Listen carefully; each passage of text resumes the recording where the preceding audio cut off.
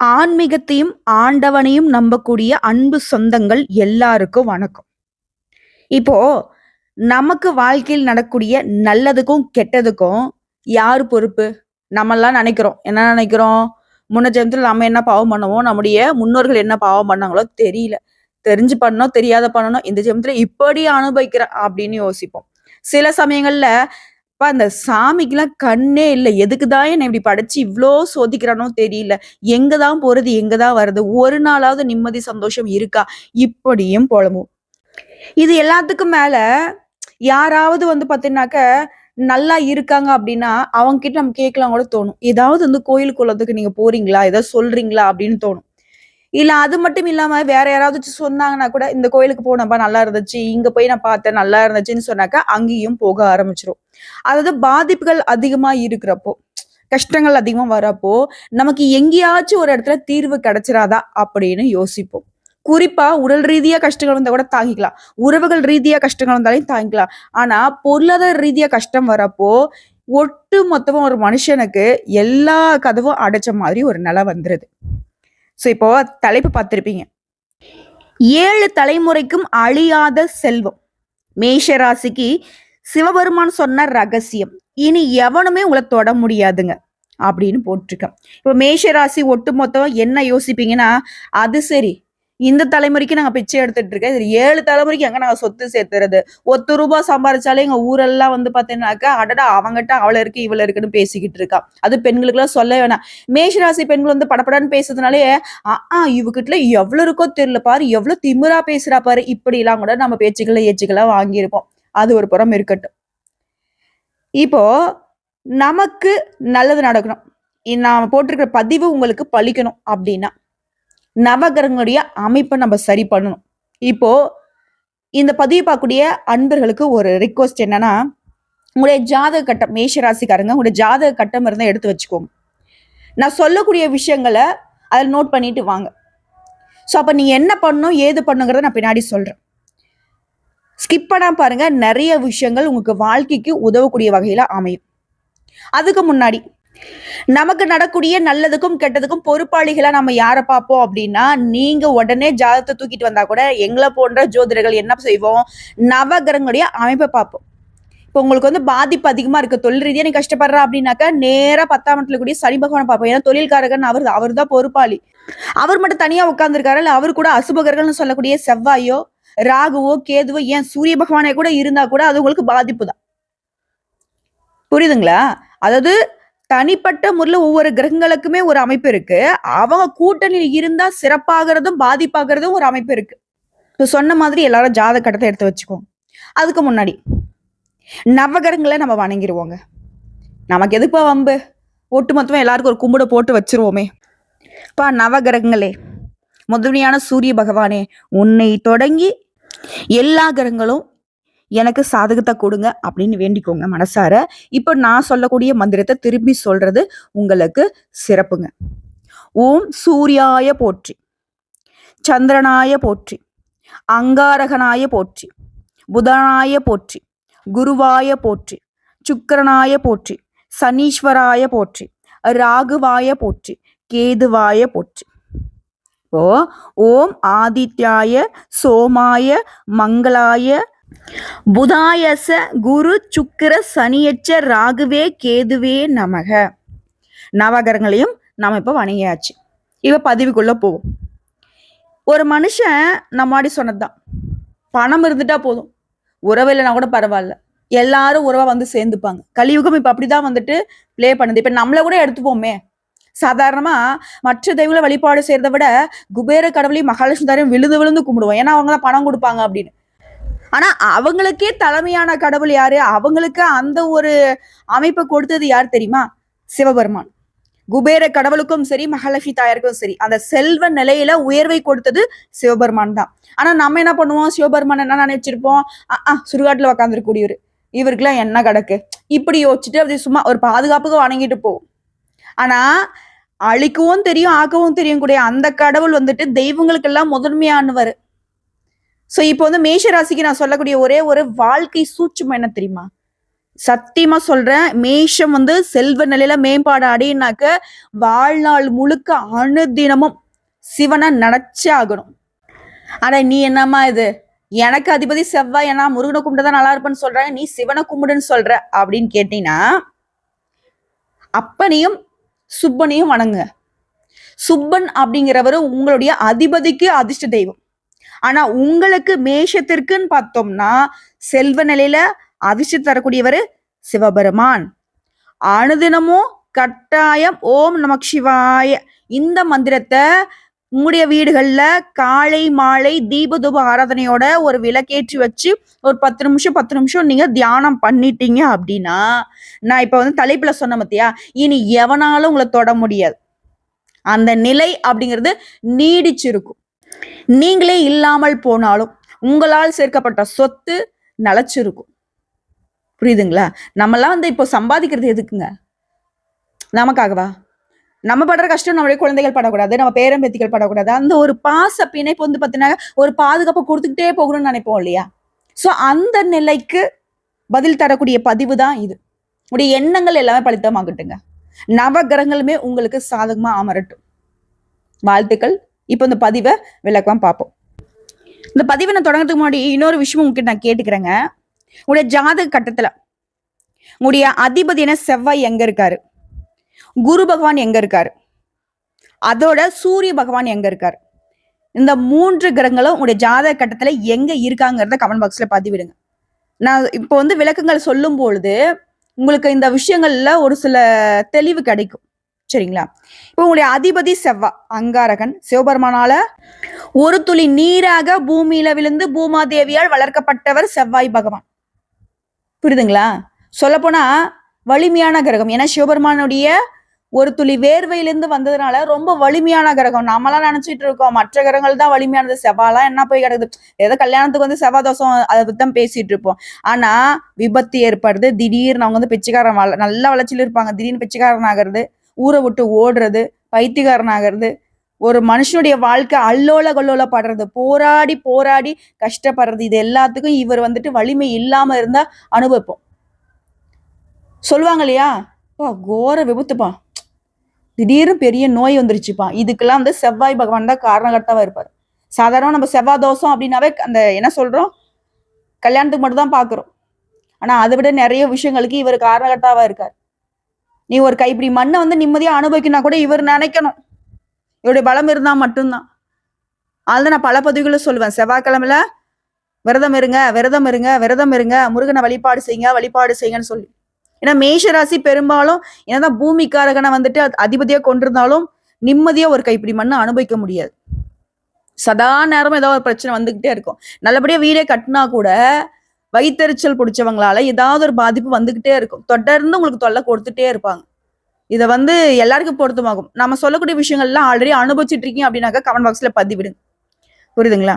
சரி, இப்போ உங்களை பொறுத்த வரைக்கும் அக்னி தத்துவத்துக்கு சொந்தக்காரங்க, தைரியமானவங்க, தலைமை பண்பு அதிகம், கூட்டத்தோட கூட்டமா ஒரு இடத்துக்கு போவாங்க. கடைசியில் பார்த்தா அந்த கூட்டத்தையே வழி நடத்தக்கூடிய ஒரு இடத்துல இந்த மேஷராசி உட்காந்துரும். பயங்கர தரமாசாலிங்க. இப்படிங்கிறதுக்குள்ள சொத்து சம்பாதிச்சிருவாங்க. ஆனா சொத்தை பாதுகாப்பு பண்ண தெரியாது. வெட்டு ஒண்ணு துண்டு ரெண்டுடா போடா அப்படின்னு பேசிடுவாங்க. நியாயம் தர்மத்துக்கு கட்டுப்பட்டவங்க. ஒளிவு மறைவு தெரியாது. தாங்கிட்ட 10 ரூபா இருக்குதுனாக்க என்கிட்ட 10 ரூபா இருக்கு அப்படின்னு வெளியே சொல்லிட்டு போயிட்டே இருப்பாங்க. மறைச்சி வச்சாலே இப்பெல்லாம் வந்து பார்த்தீங்கன்னாக்கா பணத்தை வந்துட்டு பிடிச்சி வைக்க முடியாது. இதுல இவங்க வெளிப்படையா இருந்தா எங்க நிக்கிறது? ஏதாவது ஒரு வகையில இவருடைய பணம் வந்து விரயமாகிட்டே இருக்கும். உங்களை பொறுத்த வரைக்கும் நீங்க வழிபாடு செய்ய வேண்டிய தெய்வங்கள், மேஷராசி வாழ்க்கையில உயரணும், செல்வத்துல நீங்க நல்லா வலுவா இருக்கணும், 7 தலைமுறை செல்வம் சேரணும்னாக்கா செவ்வாய் கிரகம் பலமா இருக்கணும், இதுல குலதெய்வத்துடைய அருள் இருக்கணும், அப்புறம் முருகப்பெருமானமும் உங்களுக்கு வழிகாட்டணும், அனுமனுடைய அருள் தேவை. இப்போ இந்த தெய்வங்கள் நீங்க எப்படி வழிபாடு செய்யணும்னு நான் சொல்றேன். சுப்பிரமணிய சுவாமிய, அதாவது முருகப்பெருமான நீங்க செவ்வாய்க்கிழமைகள்ல விரதம் இருந்து வழிபாடு செய்யறது சிறப்பு. அதே போல அந்த நாள் முழுக்க ஒரு 108 முறை ஓம் சரவண பவ இந்த மந்திரத்தை சொல்லணும். முடிஞ்ச கைப்பட எழுதுங்க, நல்லதே. அதே போல வருஷத்துக்கு ஒரு முறையாவது நான் சொல்ற இந்த கோயில்களுக்குலாம் நீங்க போகணும். முருகப்பெருமானுடைய பலம் உங்களுக்கு வலுவா இருக்கணும் அப்படின்னா, வெற்றி மீது வெற்றிகள் குவியணும், செல்வ நிலையில அப்படி நிலைச்சு நிக்கணும்னா, திருப்பரங்குன்றம், திருச்செந்தூர், பழமுதிர்ச்சோலை வருஷத்துக்கு ஒரு முறையாவது இந்த கோயிலுக்கு குடும்பத்தோட போயிட்டு வாங்க. அதே போல அனுமன், தைரியம், புத்திசாலித்தனம், எதிரிகளை அடக்கி ஆளணும், எதிரிகளால நமக்கு ஏற்படக்கூடிய தடைகள் நீங்கணும் அப்படின்னா நீங்க செய்ய வேண்டிய சிறப்பான வழிபாடு, சனிக்கிழமைகள்ல அனுமனுக்கு விரதம் இருந்து வழிபாடு செய்யணும். அனுமன் சாலிசாவை பாராயணம் பண்ணணும். வீட்டுடைய கிழக்கு திசையில அனுமனுடைய படம் வச்சு வழிபாடு செய்யணும். மூணாவதா செவ்வாய் கிரக பரிகாரம், அங்காரகனை நீங்க வழிபாடு செய்யறதுக்கு நவகிரகங்களை வீற்றக்கூடிய செவ்வாய் பகவானுக்கு நெய் விளக்கேற்றி இல்ல நல்லெண்ணெய் தீபம் ஏற்றி வழிபாடு செய்யறது சிறப்பு. அதே போல பிள்ளையார் வழிபாடு செவ்வாய்க்கிழமையில செய்யுங்க, செல்வ வளம் பெருகும். கோயில்னு பார்த்தோன்னாக்கா வைத்தீஸ்வரன் கோயில் தஞ்சை மாவட்டத்தில் இருக்கு இல்லைங்களா, அதுக்கு நீங்க போயிட்டு வரும். அடுத்த குலதெய்வம் மற்றும் நவகிரக வழிபாடு. ஒரு சிலர் பார்த்தோன்னாக்கா அங்க போனோம்ப்பா இங்க போனோம்ப்பா, அந்த ஸ்டேட்டுக்கு போய் நான் கோயிலுக்கு கும்பிட்டுட்டு வந்தா, அந்த யாத்திரை போனா இந்த யாத்திரை போனா, அப்படி இப்படின்லாம் கதை அழைப்பாங்க. முதல்ல உங்களுடைய குலதெய்வத்தை நீங்க வழிபாடு செய்தான் கேட்டாக்க இல்ல அப்படின்னுவாங்க. ஏங்க இங்க இருக்கக்கூடிய உங்களுடைய குலதெய்வத்தை வழிபாடு அதாவது உங்களுடைய அப்பா அம்மாவுக்கு சோறு போடாம நீங்க அன்னதானம் பண்ணி என்ன பிரயோஜனம்? புரியுதுங்களா? எந்த தெய்வத்துடைய அனுகிரகமும் உங்களுக்கு துணை வராது. குலதெய்வத்துடைய அருள் ரொம்ப முக்கியம். குலதெய்வத்துடைய அருளால மட்டும்தான் உங்களுடைய செல்வம் நிலைக்கும், இல்லைன்னு நிலைக்காது. ஏன்னா தான் குபேர கடவுளும் மகாலட்சுமி தாயாரும் உங்க வீட்டுல வந்து பார்த்தீங்கன்னாக்கா படுக்க போட்டு படுத்திருந்தாலும் சரி 10 பைசா நிக்காது. வந்த இடமும் தெரியாது, போன இடமும் தெரியாது. அப்போ மாதம் குலதெய்வத்துக்கு வழிபாடு செய்யணும். நீங்க கோயிலுக்கு போகணும் அவசியம் கிடையாது, வீட்லயாவது குலதெய்வ படம் கண்டிப்பா இருக்கும், அவங்கள வழிபாடு செய்யும். அதே போல மாசத்துக்கு ஒரு முறையாவது நவகிரகங்களை ஒட்டு மொத்தமா ஆராதனை பண்றது அவசியம். இது இல்லாம பௌர்ணமி மற்றும் அமாவாசை நாட்கள்ல துர்க்கம்மனியும் பித்ருக்களுக்கு தர்ப்பணம் கொடுக்கறதும் ரொம்ப முக்கியம். ஏன்னா முன்னருடைய ஆசீர்வாதமும் குலதெய்வத்துடைய அருளும் ரெண்டுமே வந்து பார்த்தீங்கன்னா ஈக்குவலா பலன் தரக்கூடிய விஷயங்கள். இதுதான் உங்களுக்கு செல்வத்தை வந்து வளர்ச்சி பெற வைக்கும். அதே போல செவ்வாய் பகவானுடைய வழிபாடுங்கிறது உங்களுக்கு தைரியத்தை கொடுக்கும், சொத்து சேர்க்கையை கொடுக்கும், யோகத்தை ஏற்படுத்தும். அதே போல வியாழக்கிழமைகள்ல குரு பகவானை வழிபாடு செய்யுங்க, பிள்ளையாருக்கு பூஜை பண்ணுங்க. இது வந்து குடும்பத்துடைய விருத்தியை அதிகப்படுத்தும், குடும்ப பாக்கியம்னு சொல்லுவோம். ஓகேங்களா? அதே போல செவ்வாய் மற்றும் சனிக்கிழமை நாட்கள்ல அசைவ உணவுகளை மேஷ ராசி தவிர்த்தே ஆகணும். பௌர்ணமி நாட்கள்ல பால் பழம் சாப்பிட்டுட்டு உபவாசம் இருக்கலாம். இதுல உங்களுக்கு அதிர்ஷ்டம் தரக்கூடிய திசைன்னு சொன்னாக்க தென்கிழக்கு அக்னி மூலைன்னு சொல்லுவோம். இது வந்து மிக அதிர்ஷ்டம் தரக்கூடியது மேஷ ராசிக்கு. வீட்டுல அக்னி மூலையில சமையலறை இருந்துச்சுனாக்க செல்வம் பெருகும். இந்த இடத்துல தான் பெரும்பாலும் எல்லாரும் நம்ம வந்து கிச்சனை வந்துட்டு செட் பண்ணுவோம். இதுல மேஷ ராசிக்கு இது வந்து இன்னும் அதிர்ஷ்டத்தை கொடுக்கும்னு சொல்றோம். அதே போல வேலை, வணிகம், முதலீடு செய்யக்கூடிய இடமா இருந்துச்சுன்னா தென்கிழக்கு திசையில நீங்க வந்து பயன்படுத்துறது உங்களுக்கு வெற்றியை கொடுக்கும். வீட்டுல நீங்க வச்சு வழிபாடு செய்ய வேண்டிய தெய்வங்களுடைய படங்கள்னு கேட்டினாக்க கிழக்கு திசையில அனுமனுடைய படம் பாதுகாப்பு கொடுக்கும், எதிரிகள் கிட்ட இருந்து உங்களுக்கு தடைகளை நீக்கி வைக்கும். தென்கிழக்குல முருகனுடைய படம் வைங்க, பணவரவு கிடைக்கும், தொழில் விருத்தியாகவும் உயர்வு ஏற்படும். அதே போல வடக்கு திசை மகாலட்சுமி தாயாருடைய படம் செல்வம் நிரம்பும். இப்ப பூஜை அறையை எடுத்துட்டோம்னாக்க சென்ட்ரல்ல அதாவது மைய பகுதியில குலதெய்வத்துடைய படத்தை வைங்க. உங்களுக்கான பாக்கியங்கள் வந்து உறுதியாகக்கூடிய அமைப்பு குலதெய்வத்துடைய படத்தால தான் அமையும். இதோட செல்வ ரகசிய பரிகாரம்னாக்க 7 தலைமுறைக்கும் ஒவ்வொரு மாசமும் செவ்வாய்க்கிழமைகள்ல செவ்வாய் பகவானுக்கு ஓமம் செய்யறது சிறப்பு. அதே போல பித்ருகளுக்கு வருஷத்துக்கு 2 முறை நீங்க தர்ப்பணம் கொடுத்தே ஆகணும். மகாலய அமாவாசை, தை அமாவாசை இதெல்லாம் குறிச்சு வச்சுக்கோங்க, மறக்காம தர்ப்பணம் கொடுங்க. அதே போல நீங்க போக வேண்டிய கோயில் திருப்பதி ஏழுமலையான் கோயிலுக்கு போயிட்டு வரும், திருச்செந்தூர் முருகப்பெருமான் கிட்ட போயிட்டு வரும், காஞ்சி காமாட்சியை வழிபாடு செய்யணும். இதெல்லாம் உங்களுக்கு சக்தி ஸ்தலங்கள். யாத்திரை போயிட்டு வாங்க, குடும்பத்தோட போயிட்டு வாங்க. அதே போல வருஷத்துக்கு ஒரு முறையாவது அன்னதானம் பண்ணுங்க, உங்களுடைய பாக்கியம் கிடைக்கும். அதே போல எப்பெல்லாம் உங்களால முடியுதோ அப்பெல்லாம் வெள்ளிக்கிழமையோ செவ்வாய்க்கிழமையோ அருகில் இருக்கக்கூடிய நாக கோவில்கள் அந்த கோவில்களுக்கு பால் அபிஷேகம் செய்யுங்க, குலபாக்கியம் உறுதியாகும். இப்போ நான் ஆரம்பத்திலே வந்து பாத்தீங்கன்னா உங்களுடைய ஜாதக கட்டத்தை எடுத்து வைங்கன்னு சொல்லியிருந்தேன் இல்லையா? இப்ப மேஷ ராசியை பொறுத்த வரைக்கும் பாக்கியம் தரக்கூடிய கிரகங்கள்னு பார்த்தோம்னாக்கா நவ கிரகங்கள்ல சூரிய பகவான், சந்திர பகவான், செவ்வாய் பகவான், குரு பகவான், சுக்கிர பகவான், இந்த 5 கிரகங்கள் உங்களுக்கு பாக்கி தரக்கூடியது. அதாவது செல்வ நிலையில எல்லா விதமான சுகபோகங்களுக்கும் இவங்க சாதகமான ஆட்கள். இப்போ சூரிய பகவானை எடுத்துவோங்க. 5ஆம் பாவத்துக்கு அதிபதி உங்களுக்கு. பிள்ளை பாக்கியம், தலைமை திறன், புகழ் தரக்கூடியவர். சிறப்பான பலன் சொன்னீங்கன்னாக்கா அரசு கிட்ட ஆதரவு, அதிகாரம், அரசாங்க வேலை, இந்த மாதிரி திறனெல்லாம் இவரால தான் அமையும். இவருடைய ஜாதக கட்டத்துல எங்க இருக்காருன்னு பாருங்க. அதே போல சந்திரன் 4ஆம் பாவத்துக்கு உரியவர். வீடு, வண்டி, வாகனம், மன அமைதி, நிலம், சொத்து, வளர்ச்சி, இது எல்லாத்துக்கும் இவரு சொந்தக்காரர். அடுத்த உங்களுடைய அதிபதி லக்னாதிபதி இல்லையா, உடல் வலிமை, தைரியம் கொடுப்பார். சுய முயற்சிகளால் செல்வ நிலையை மேம்படுத்தி கொடுப்பார். இவர் எங்க இருக்கார்? அடுத்து குரு பகவான் 9ஆம் பாவத்துக்கு உரியவர். குரு பாக்ய பாவ அதிபதி. கல்வி, ஆன்மீகம், நிறைய விதமான செல்வ சேர்க்கைக்கு இவர் தான் காரணகர்த்தா. அதே போல சுக்கிரன் 2 மற்றும் 7ஆம் பாவத்துக்கு உரியவர். செல்வம், வாழ்க்கைத்துடைய ஆதரவு, வணிகம், குடும்ப உயர்வு, இது எல்லாத்துக்கும் இவர் காரணகர்த்தா. சோ இந்த 5 கிரகங்கள் உங்களுடைய ஜாதகத்துல எங்க இருக்காங்கன்னு பாருங்க. இதோட உங்களுக்கு பாதிப்பை தரக்கூடிய சனி, ராகு, கேது, புதன், இவங்க 4 பேரும் எங்க இருக்காங்கன்னு பாருங்க. இவங்க 10 மற்றும் 11ஆம் இடங்கள்ல சனி பகவான் இருந்துட்டா தொழில் தாமதப்படும், மன அழுத்தம் வரும். இது சமாளிக்கிறதுன்னு என்ன பண்ணாக்க சனிக்கிழமை தோறும் சனி பகவானுக்கு வழிபாடு செய்யணும். இல்லாத ஏழை எளிய மக்களுக்கு பிச்சை கொடுக்கணும். அதே போல ராகு 8ஆம் பாவத்துக்கு அதிபதியா நிக்கிறார். திடீர்னு பிரச்சனை கொடுக்கறது, இது சொந்த ஊரை விட்டு வெளிநாட்டுக்கு ஓடுறது, இந்த மாதிரி பிரச்சனைகள்லாம் கொடுப்பாங்க. சோ இவங்களை சமாளிக்கிறாங்க. ராகு ஏதோ பூஜை பண்ணணும், திருநாகேஸ்வரம் போயிட்டு வரும். கேது 2ஆம் இடம் மற்றும் 8ஆம் இடத்துக்கு பாவகாதிபதி. செல்வ இழப்பு, குடும்பத்துல குழப்பத்தை கொண்டு வர்றது, இவரை சரி கட்டணும். கேது சாந்தி பூஜை பண்ணணும், விநாயகரை தொடர்ந்து வழிபாடு செய்யணும். அப்ப கேதுவனுடைய பாதிப்பை சரி கட்டிடலாம். அடுத்து புதன் 6ஆம் பாவத்துக்கு அதிபதி. நோய், கடன், வம்பு, வழக்கு. பொதுவாகவே 6ஆம் இடம்ங்கிறது இதுக்கெல்லாம் காரணம். அப்ப என்ன பண்ணணும்? புதன்கிழமைகள் தோறும் புதன் பகவானுடைய மந்திரத்தை உச்சரிக்கணும், பச்சை நிறத்தை பயன்படுத்தணும், பச்சை பசும் பால.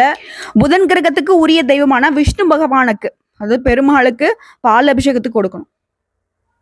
ஓகேங்களா? இப்போ இந்த 5 கிரகங்கள் சாதகம், 4 கிரகங்கள் பாதகம். இந்த 4களுடைய பாதகத்தை நீங்க எப்படி சரி கட்டணுன்ற விஷயத்தையும் நான் சொல்லிட்டேன். இப்ப இந்த கிரகங்களுடைய அமைப்பை நீங்க சரி கட்டிட்டீங்க, இந்த இடங்கள்லாம் உங்களுக்கு சாதகமா இருக்கு அப்படின்னா நீங்க சமாளிச்சிடலாம். சொத்துக்களை அழகா சேர்த்துடலாம். செல்வ நிலையில ஒரு வலுவான நிலைக்கு வந்துடலாம். இப்ப திரும்ப சொல்றேங்க, ஒவ்வொரு கிரகத்துக்கான பரிகாரம் சொல்றேன், கேட்டுக்கோங்க. சனி பகவான், சனி பகவானை வந்து நவகிரகங்களை விற்றக்கூடிய அவருக்கு கருப்பு வஸ்திரம் சாற்றி, எள்ளெண்ணெய் தீபம் ஏற்றி, கருப்பு உளுந்து யாருக்காவது தானம் கொடுங்க. ராகு, நாக கோயில்கள்ல பால் அபிஷேகம் செய்யறது, திங்கக்கிழமைகளை விரதம் இருக்கிறது, ராகு பகவானுடைய பாதிப்பை சரி கட்ட முடியும். அடுத்து கேது, கேதுவை சமாளிக்கினாக்கா தொடர்ந்து விநாயகர் பெருமானை வழிபாடு செய்யுங்க. சிவன் கோயில்கள்ல திங்கக்கிழமைகள்ல வில்வார்ச்சனை பண்ணுங்க. அடுத்து புதன் பகவான், பச்சை நிற ஆடையை பயன்படுத்துங்க. அதே போல துறவிகளுக்கு பச்சை நிற வஸ்திரங்களை தானம் கொடுங்க. புதன் பகவானுடைய மந்திரத்தை சொல்லிக்கிட்டே இருங்க. ஓம் புதாய நமக 108 முறை சொல்லுங்க. அடுத்து சூரிய பகவான், அனுதினமும் காலையில சூரிய நமஸ்காரம் பண்ணும். அதே போல சூரிய பகவானுக்கு நீரை அர்ப்பணிக்கணும். இது தெரியாதவங்களுக்கு சொல்றேன், ஒரு சொம்பு நிறைய குறைவில்லாத நீரை கொண்டு போயிட்டு சூரிய பகவானுக்கு உன் தாகம் தீர்க்க நான் கொடுக்கக்கூடிய தண்ணி ஏத்துக்கோங்க சூரிய பகவானேன்னு சொல்லிட்டு அவரை வணங்கிட்டு ஒரு 3 முறை அந்த தண்ணியை வந்துட்டு பூமாதேவிக்கு ஊத்தணும். அவ்வளவுதான். மீதி இருக்கக்கூடிய தண்ணீரை நீங்க வீட்டுல கொண்டு வந்து வச்சு பூஜைல அந்த நாள் முழுக்க அது இருக்கட்டும். அடுத்த நாள் வந்து துளசிக்கோ அல்லது மகாலட்சுமி தாயார் வாசம் செய்யக்கூடிய மருதாணி செடிக்கோ ஊத்திடலாம். அடுத்து செவ்வாய்க்கிழமைகளை முருகப்பெருமானை வழிபாடு செய்யணும். ஓகேங்களா? அடுத்து சுக்கிரன், வெள்ளிக்கிழமைகள்ல மகாலட்சுமி தாயாருக்கு பூஜை பண்ணுங்க. வெள்ளை ஆடையை நீங்க பயன்படுத்துங்க. அதே போல நவகிரகங்களை விற்றக்கூடிய சுக்கிர பகவானுக்கு வெண்பட்டு சாற்றி வழிபாடு செய்யுங்க. அடுத்தது சந்திர பகவானுடைய ஆதிக்கத்தை சரி பண்ணணும். திங்கக்கிழமைகள்ல பால் அபிஷேகம், பாலை வந்து நிவேதனமா கொடுக்கறது. எங்க கொடுக்கறது? நவகிரகங்களை விற்றக்கூடிய சந்திர பகவானுக்கு செஞ்சாலும் சரி, இல்ல திங்கக்கிழமைகள்ல சிவபெருமானுக்கு பால் அபிஷேகம் செய்தாலும் சரி. அடுத்து குரு, வியாழக்கிழமைகளை குரு பூஜை, மஞ்சள் நிற ஆடைகளை பயன்படுத்துறது. அதே போல துறவிகளுக்கு மஞ்சள் நிற உடைகளை தானம் கொடுக்கறது. மஞ்சள் கொண்ட கடலைய மாலை கட்டி போடுறது, இதெல்லாம் குரு பகவானுடைய ஆதிக்கத்தை உங்களுக்கு வலுப்பெறக்கூடிய அமைப்பு. ஸோ ஒட்டு மொத்தமா நவகிரகங்களுடைய அமைப்பை நம்ம சரி கட்டிட்டோம் அப்படின்னா 7 தலைமுறைக்கு நீங்க செல்வம் சேர்க்கறத உறுதிங்க. ஸோ இப்போ வரைக்கும் பார்த்த நிறைய தகவல்கள் மேஷ ராசிக்காரர்களுக்கு உங்க ஜாதகத்துல சனி, ராகு, கேது என்னதான் சோதனை கொடுத்தாலும் குரு பகவான் மற்றும் சுக்கிர பகவானால வாழ்க்கையில செல்வம் நிரந்தரமா இருக்கும். இதோட பரிகாரத்தை மட்டும் பக்காவா பண்ணிட்டீங்கன்னா 7 தலைமுறைக்கும் அழியாத செல்வம் உங்களுக்கு உறுதிங்க. திரும்பவும் நான் மேஷத்துக்கு ஒரு வழிபாடை மட்டும் அழுத்தம் திருத்தமா சொல்லிடுங்க. 11ஆம் வீடுங்கிறது குரு பகவானுடைய ஆதிக்கம்.